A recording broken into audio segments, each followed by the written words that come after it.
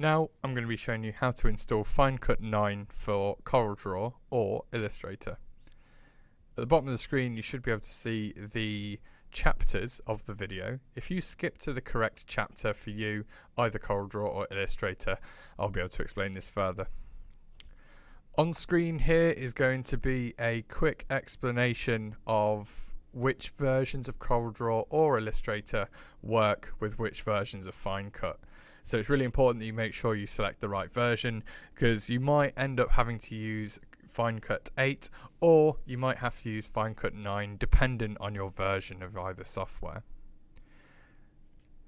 We're going to start off with CorelDRAW, so let's have a look at the download section at memaki.com again. Click on download and scroll all the way down until you see FineCut 9 for Illustrator or CorelDRAW. We're doing CorelDRAW in this particular section, so we're going to scroll down and we're going to download FineCut for CorelDRAW version 2.2. CorelDRAW X7 to 2021.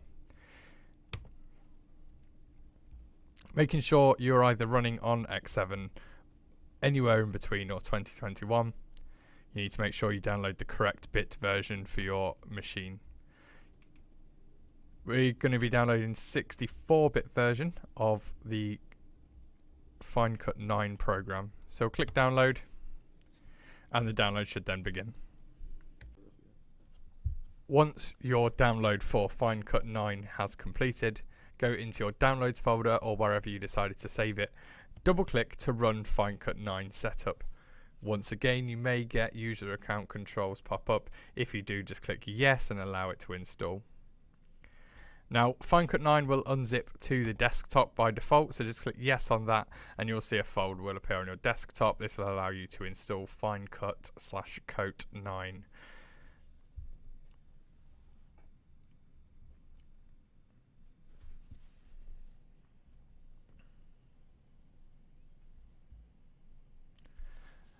Once it is finished unzipping, it will automatically go into the regular FineCut CD menu.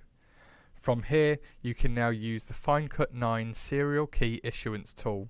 This is the first thing you need to do to get your serial key for your version of FineCut 9. With your FineCut 8 CD to hand, make sure you click on FineCut 9 serial key issuance tool. You can then click download and install this feature if your PC does not have .NET Framework installed.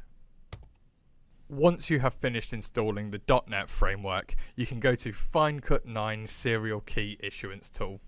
Click that again and it will come up with an installing window. It says please prepare the FineCut product CD-ROM. That's your FineCut 8 CD. It'll ask you to insert your CD-ROM, which I'm doing now, and then click next. Once you click next, the product is going to look for your FineCut CD and automatically gather and create a serial key for your version of FineCut 9. At this point, please write down your FineCut 9 serial key as it's seen on the screen here. Once you have written down your FineCut 9 serial key, click Finish, and you can then install FineCut 9 for your version of CorelDRAW and operating system. Firstly, we're going to need to check which type of operating system you have, 32-bit or 64. Now, any newer computer is going to be 64-bit. However, to check it, you can just right-click on this PC from your documents and click Properties. You can then see which version you have, which is a 64-bit operating system for me.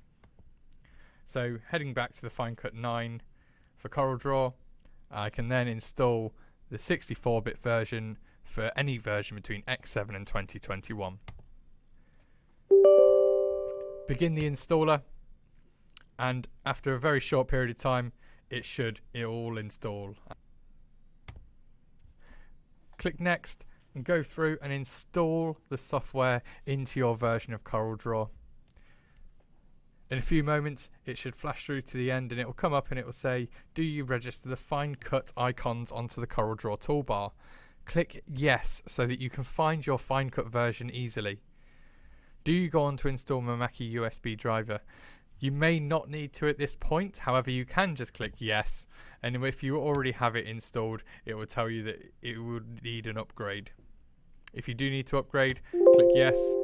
If you already have a newer version it will tell you, and you can just press OK, and you can quit the FineCut installer and click finish. At this point you can open up your CorelDRAW software to find that all of your toolbar options should now be installed.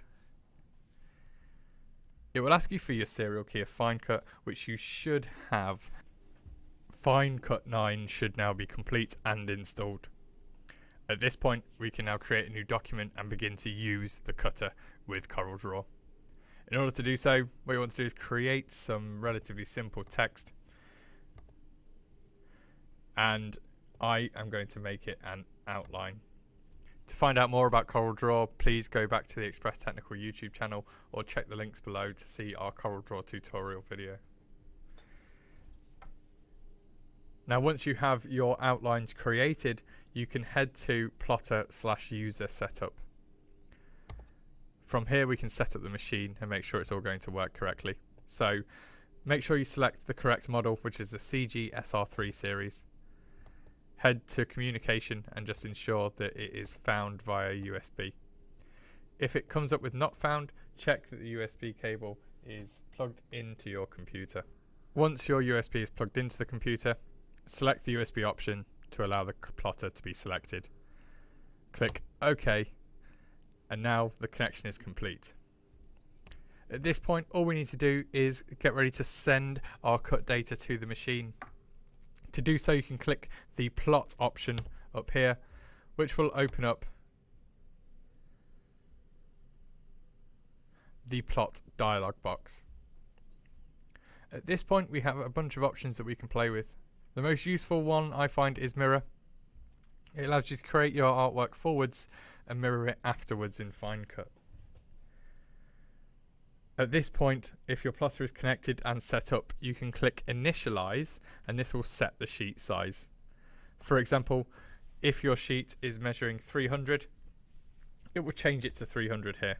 And you can see on the machine preview how much room we have to play with. You can also change the sizing of your artwork at this point if you like. So for example, we would now have the size of the cut artwork at 295, for example. When you resize using these options here, this sizing option, it does it locked so that the ratio of the image doesn't get twisted or distorted.